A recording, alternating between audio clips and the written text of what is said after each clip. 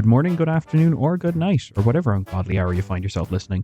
We are the Bards Against Humanity, here to strum your lute and absolutely wreck your ear holes. So prepare for a podcast that's going to hit harder than a nat one in bed, because we're coming in your ear. That's right.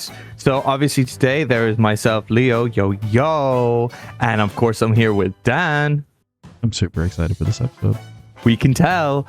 And now today's episode, we're just gonna do it. We're gonna hit it on the head. We're gonna approach it immediately.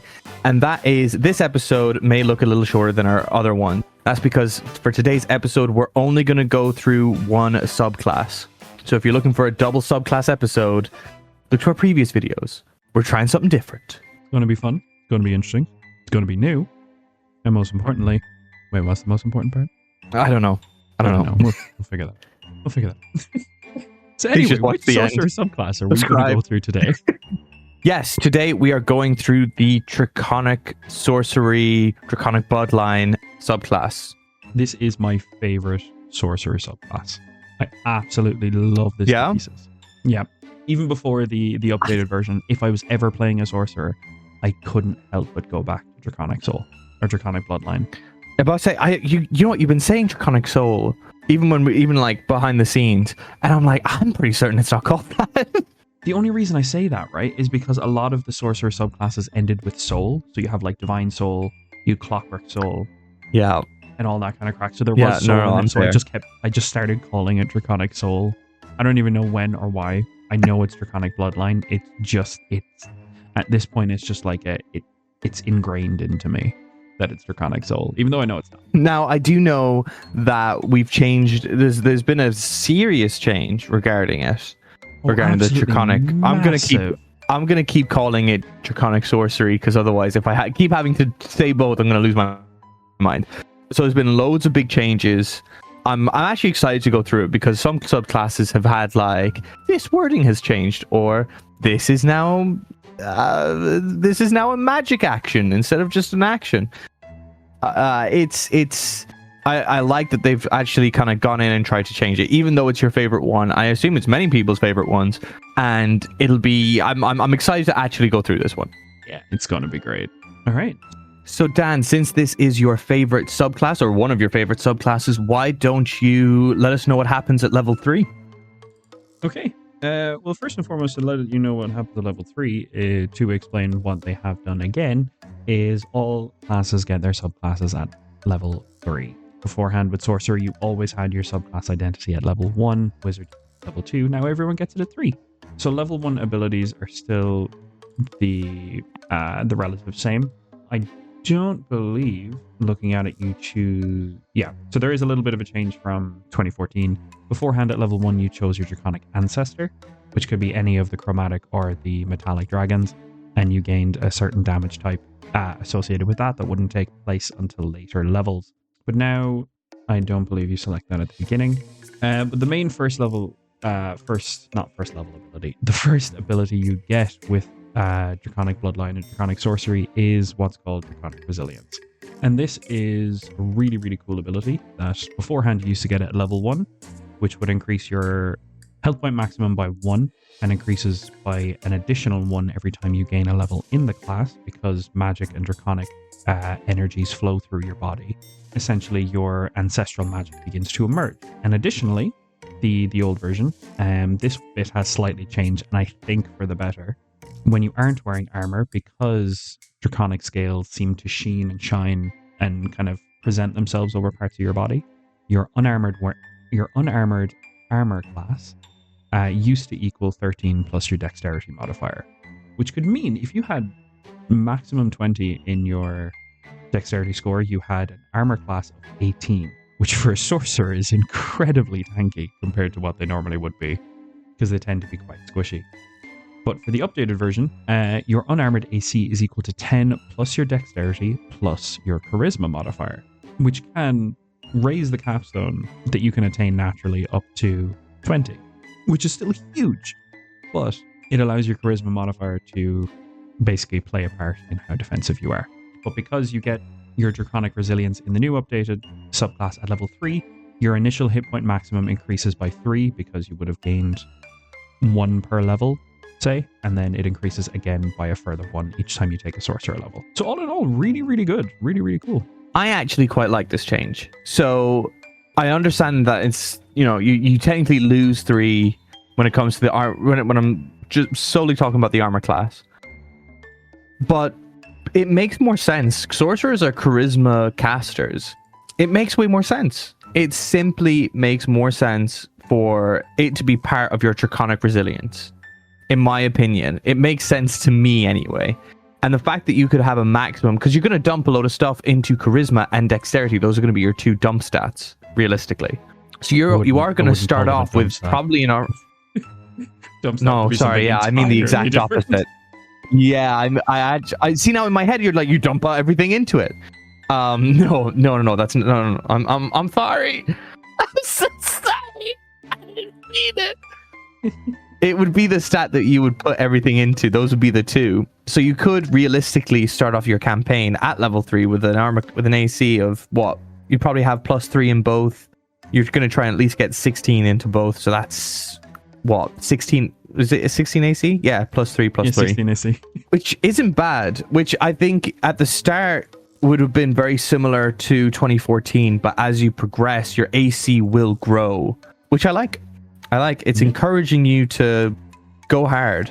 Yeah, because whenever I played a Draconic Bloodline Sorcerer, I always weighted Constitution and Dexterity at the same.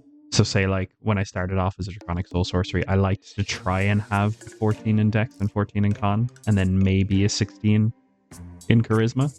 So that the spell attack and save DC would be 2 hindered, but you still had a good HP pool and a good armor class. Exactly. Because at that point you'd have a 15.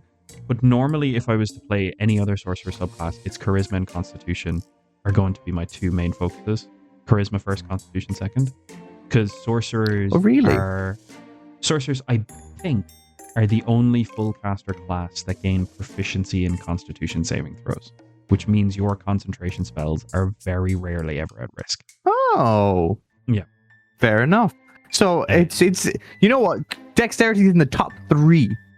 And now granted, I know there's only 6, but it's still you podium. Definitely. You pick up your medal.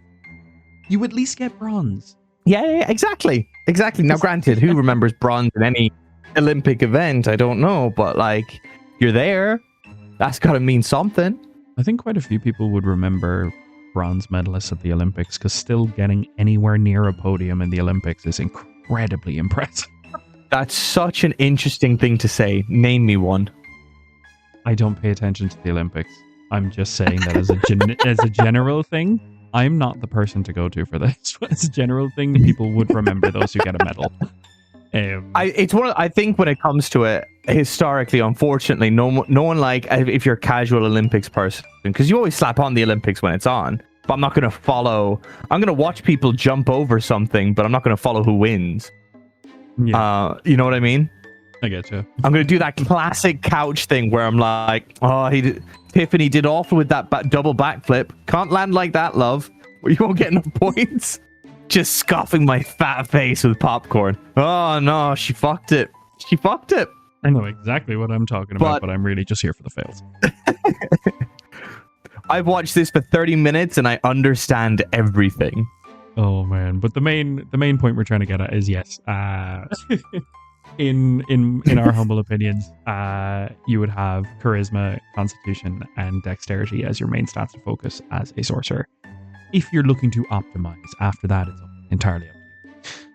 Yeah, no, I like it. It's something that you will look for your sorcerer, and you could, depending on how your campaign goes. Now, I have found out that in our group, we do a lot of random gifting of abilities, which I appreciate. So we get random weapons or random things. It's so much fun. It's so much fun. So the likelihood of us trying to get up to 20, trying to get that +5 in both, is actually quite plausible. Maybe not necessarily for your DM, but I know for us it is. So there's that dream of having a sorcerer with 20 AC. It's possible. I did dream a dream. You did dream a dream, and that's without the robes of the Archmagi.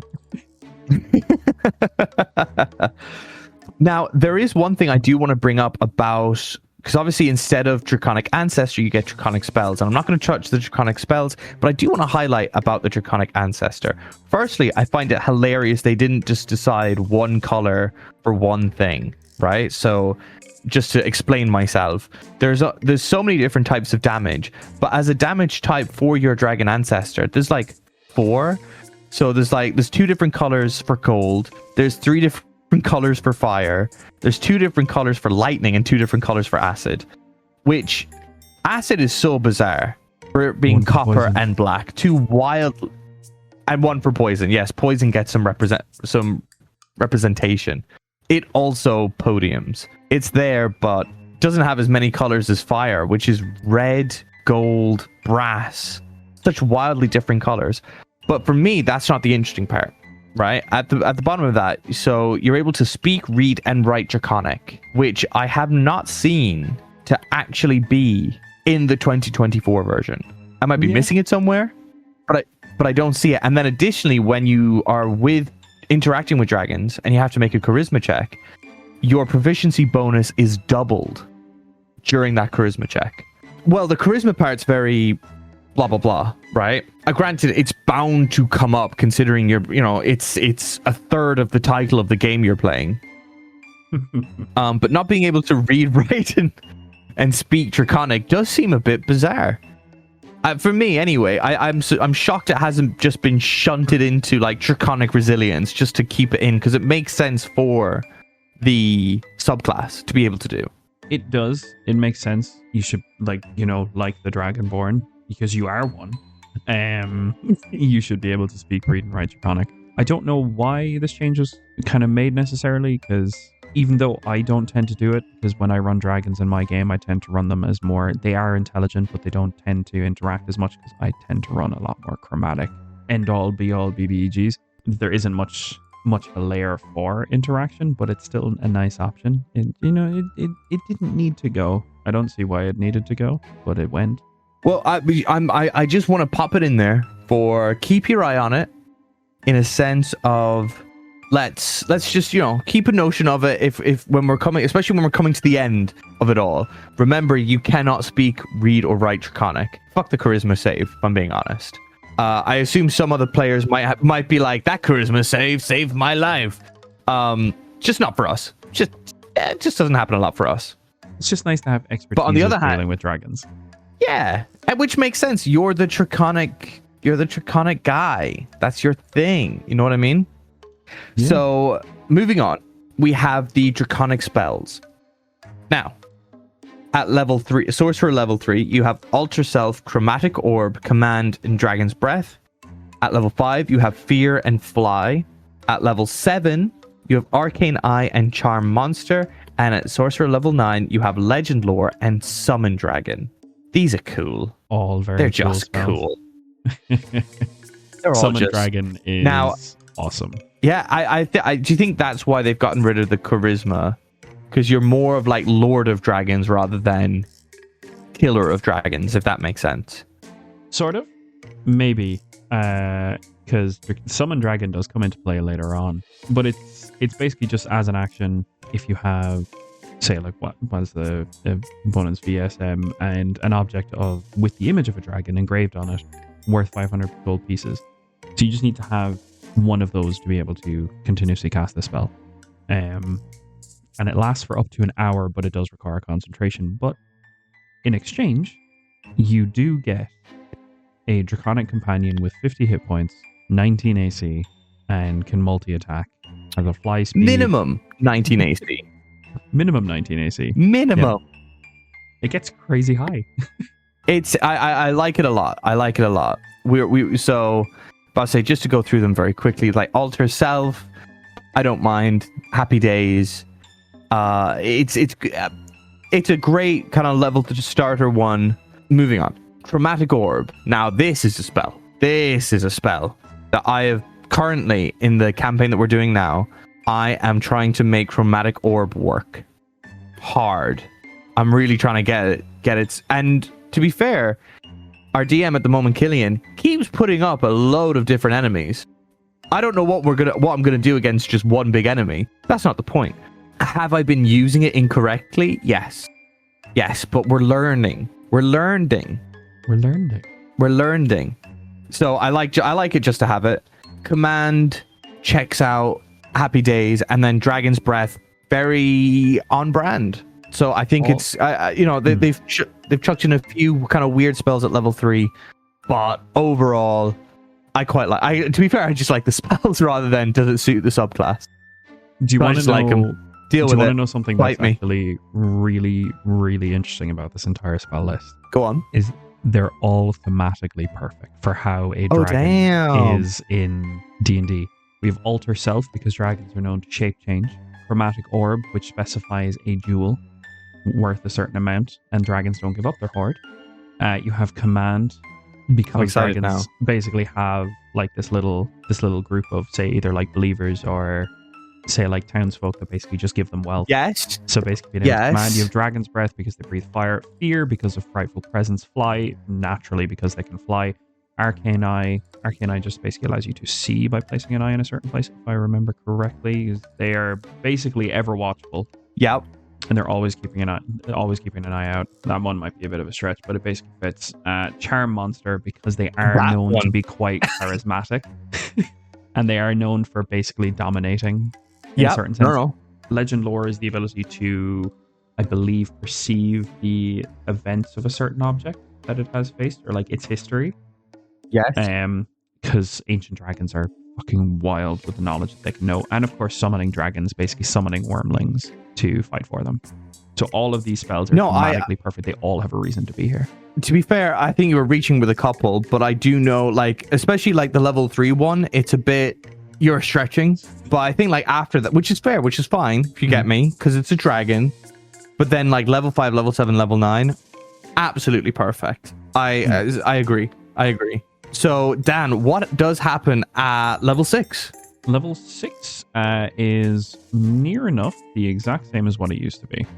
This is when you gain a damage resist. In the old version, this is when you gained a damage resistance based on the Draconic ancestor you chose at level 1, being one of the chromatic, one of the metallic, and you gained resistance to the damage type that was associated with them. In addition, at the same time, you could have spent a sorcery point to gain resistance to that damage for 1 hour.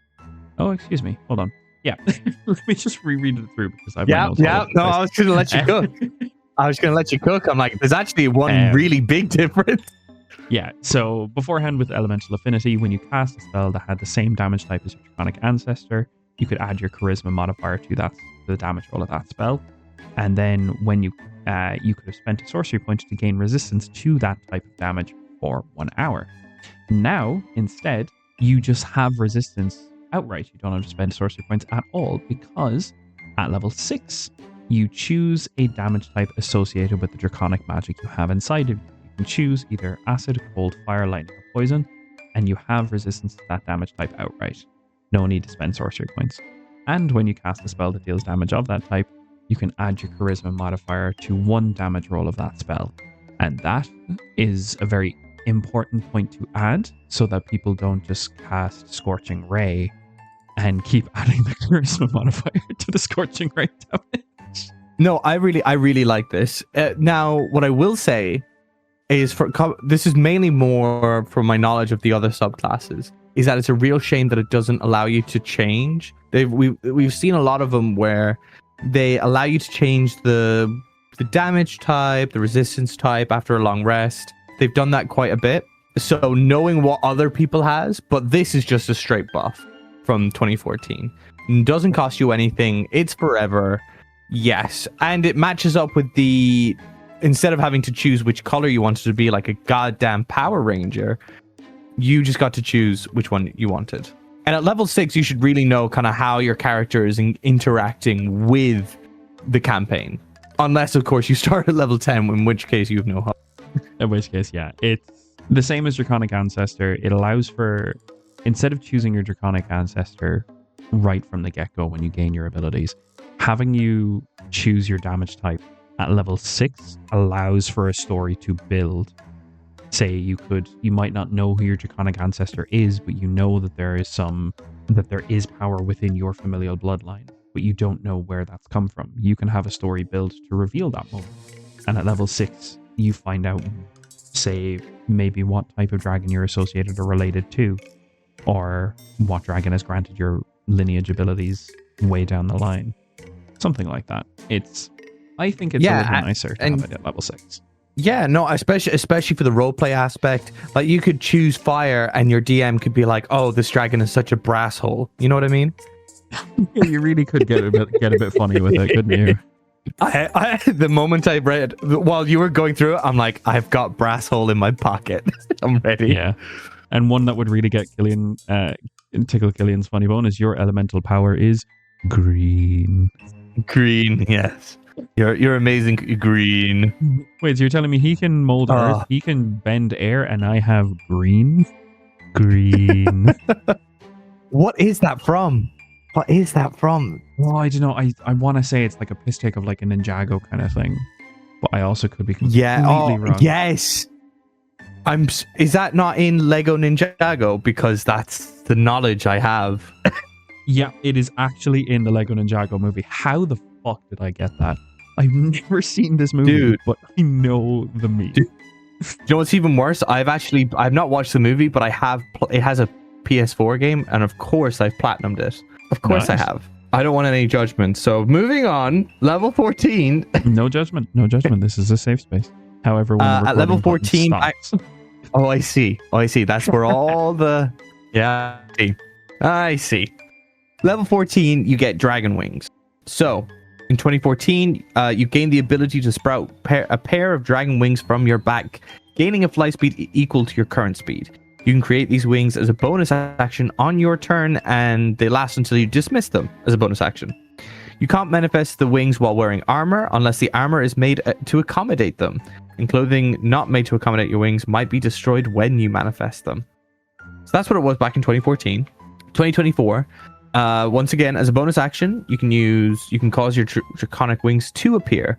They last for an hour or until you dismiss them. No action is required for that. And you have a fly speed of 60 feet.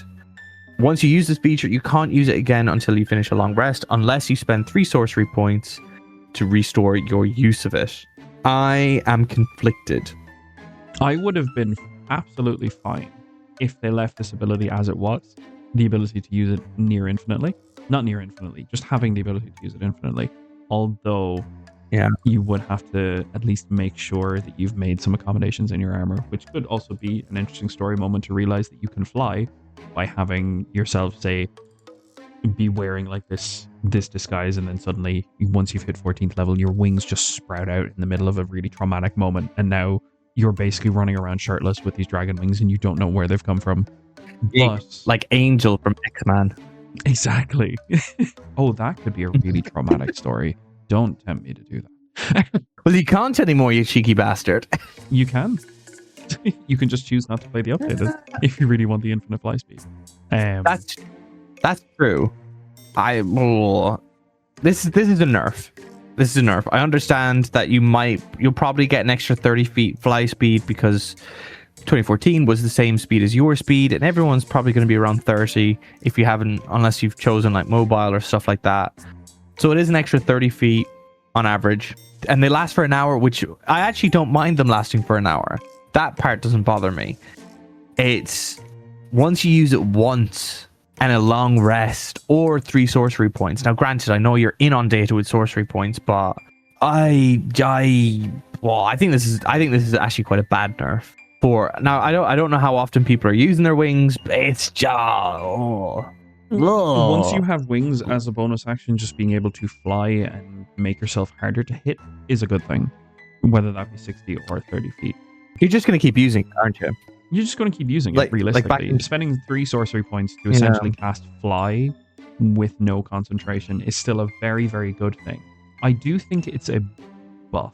However, I still prefer the unlimited uses, but that's just me being biased. I have to look at this at least in a little bit of a critical eye, but I still do think that this is a good change. Because even though fly is on your spell list, it's nice to be able to have that. You can cast it on someone else, and they have a fly speed of 60 feet. But you're realistically, for what you'd want to fly for, you wouldn't need more than an hour once a long rest, say. Yeah, the time duration isn't my biggest issue. It's, let's say you're in a fight, and let's say you're going in between towns, and you have this one fight, and you're like, I want to use my wing.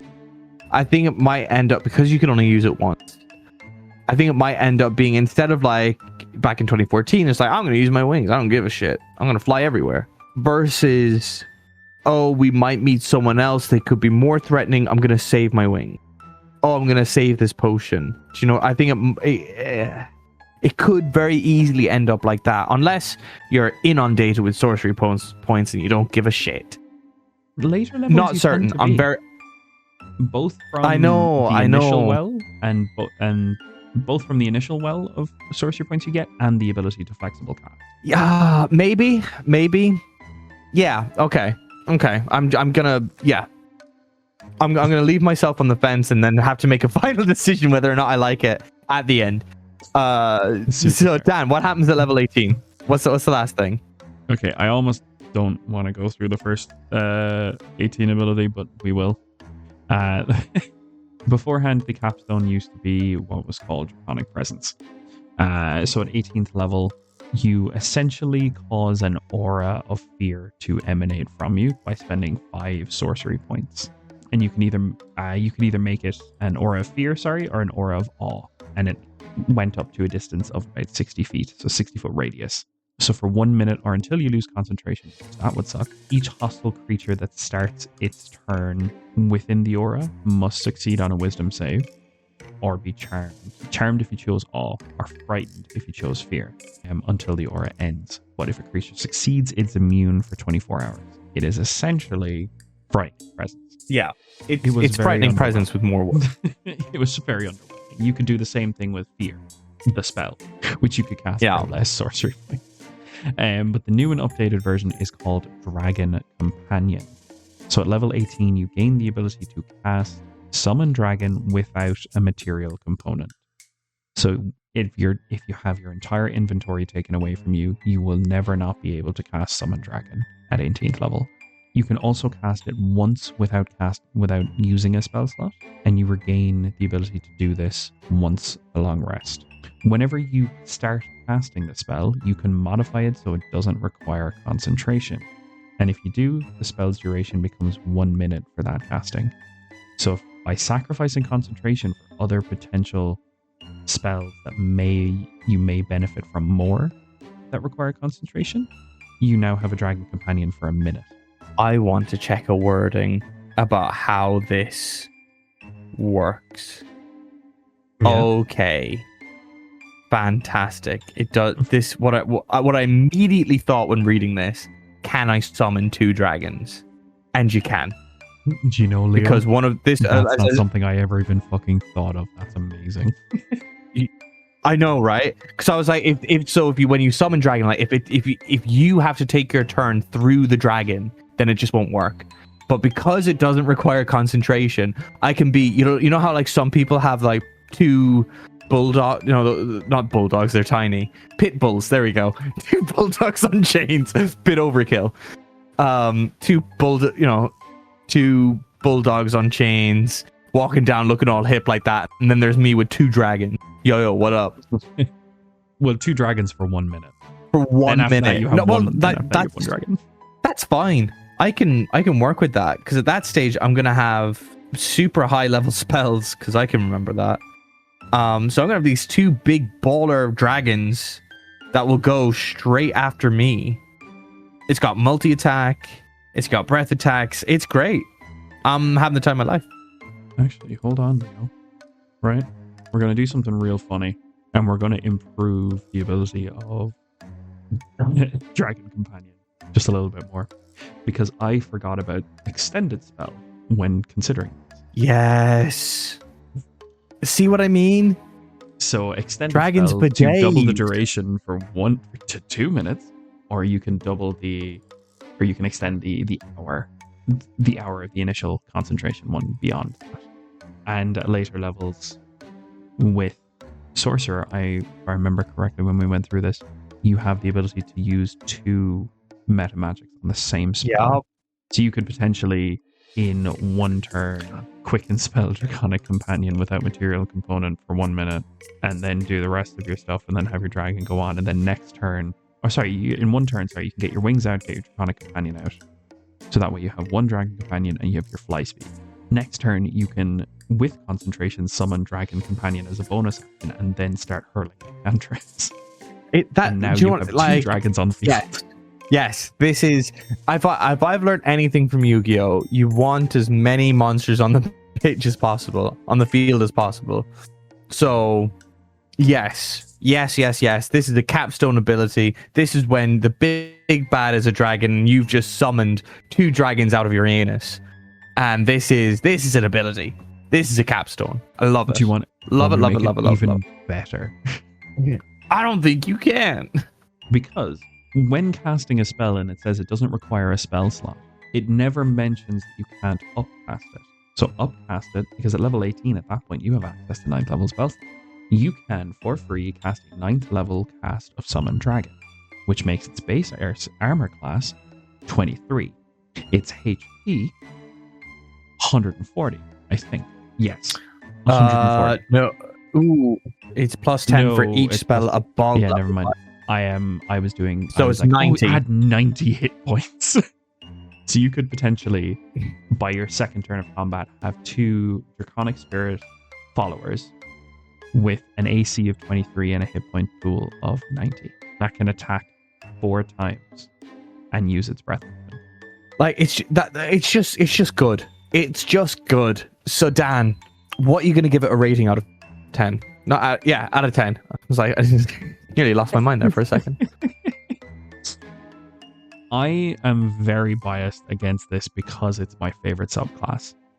I love the change to the armor class. It roughly works out as the same average. If you're going for a maximum charisma build, it does end up working out the same average because your dexterity is one of the, for most players, I think, is one of the stats that doesn't tend to go below 10. It usually might be around 12, so it works out as in and around the same as before.